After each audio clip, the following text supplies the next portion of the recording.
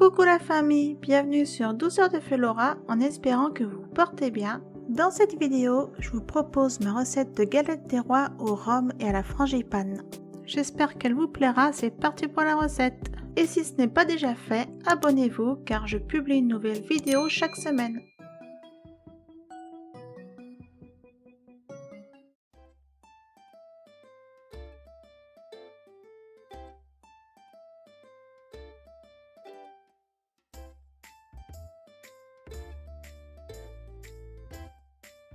On commence par verser dans une casserole le lait et la vanille liquide. Sur feu moyen, on va mélanger régulièrement pour bien récupérer toutes les petites particules de ferment lactique qui donnent tout le goût. Restez accrochés au fond de la casserole. À côté, on met dans un bol les jaunes d'œufs et le sucre. On fouette énergiquement.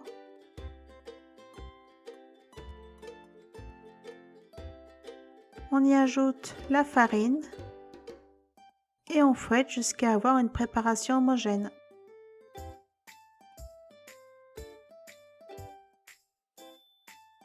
Une fois notre lait bien chaud, on en verse un petit peu sur notre préparation au jaune d'œuf. On fouette doucement. On ajoute encore un peu de lait. On mélange et on renverse le tout dans la casserole.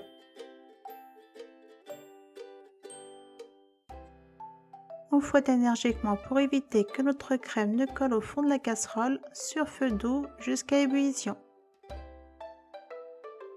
Une fois les bulles atteintes, on continue de fouetter pendant 1 minute pour cuire l'amidon dans la farine et éviter d'avoir un goût farineux dans la crème. On verse ensuite dans un récipient large pour refroidir plus vite.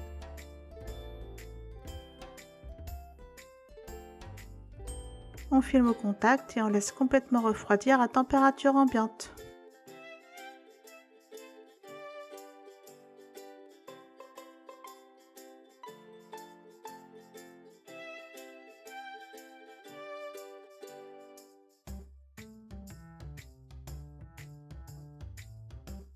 On commence par mettre les amandes dans le bol du mixeur et on mixe jusqu'à avoir une poudre grossière, en prenant soin de garder quelques petits bouts d'amandes qui croqueront agréablement sous la dent. On fait ensuite ramollir le beurre jusqu'à ce qu'il soit pommade, comme ceci. On le met dans un bol et on y ajoute le sucre glace et on fouette jusqu'à avoir une préparation aérienne. On y ajoute notre poudre d'amande. On mélange. Puis petit à petit, on y insère nos œufs en prenant soin d'en ajouter un après l'autre après que le premier soit intégré.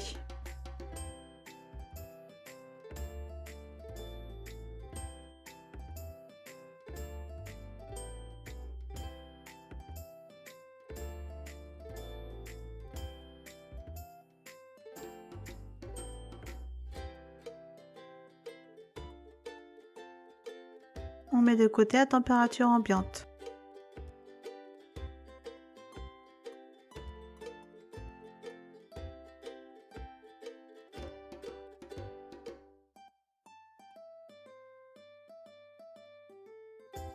Alors, il y a plus de crème pâtissière et de crème d'amande que ce que l'on a besoin. C'est que de petites quantités seraient difficiles à préparer pour la crème pâtissière. Et le surplus de la crème d'amande, je m'en suis servi pour autre chose, mais je vous mets les bonnes pesées pour la recette à quelques grammes près.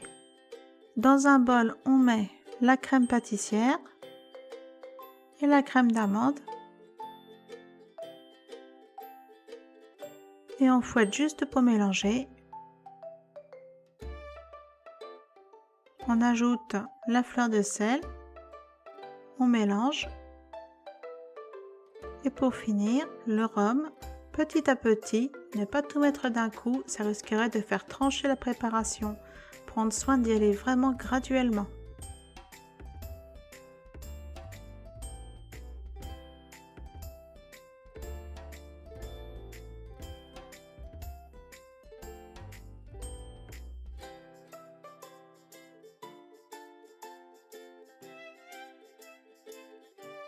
Notre crème frangipane est prête, on la filme au contact et on la laisse une petite heure au frigo pour qu'elle se raffermisse légèrement.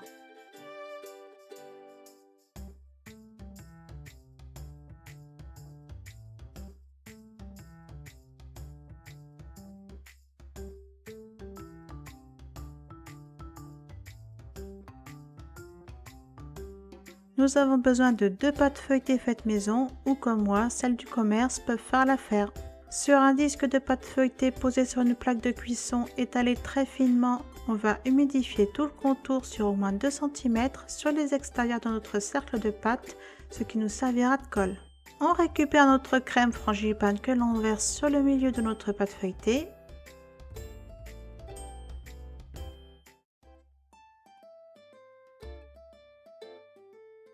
On étale vers les extérieurs en délimitant bien notre centimètre et demi qui vont servir à coller notre galette.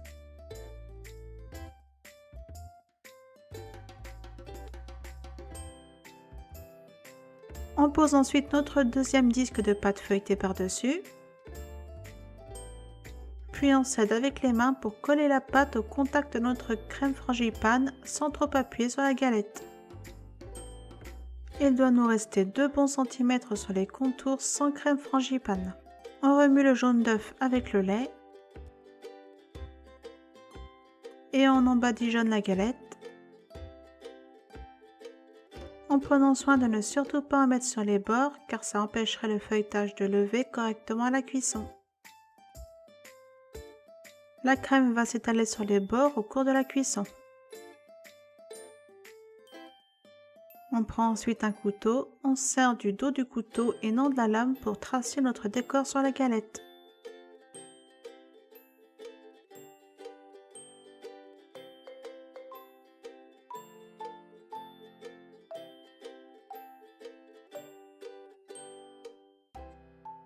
On va ensuite percer à 5 endroits de notre galette pour laisser s'échapper la vapeur et ainsi éviter qu'elle ne se déchire durant la cuisson.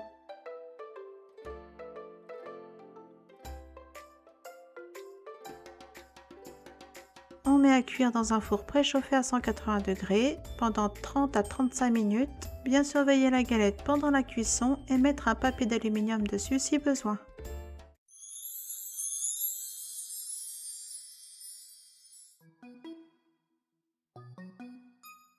À la sortie du four, laissez la galette complètement refroidir sur une grille. Merci d'avoir regardé cette vidéo, j'espère qu'elle vous a plu. Dites-le moi dans les commentaires et laissez-moi un petit pouce bleu, ça fait toujours plaisir. Vous retrouverez cette recette dans la description et sur mon groupe Facebook. N'hésitez pas à y partager vos photos si vous la testez. Et si ce n'est pas encore fait, abonnez-vous en activant la petite cloche. Je vous dis à très vite en vous souhaitant une bonne dégustation.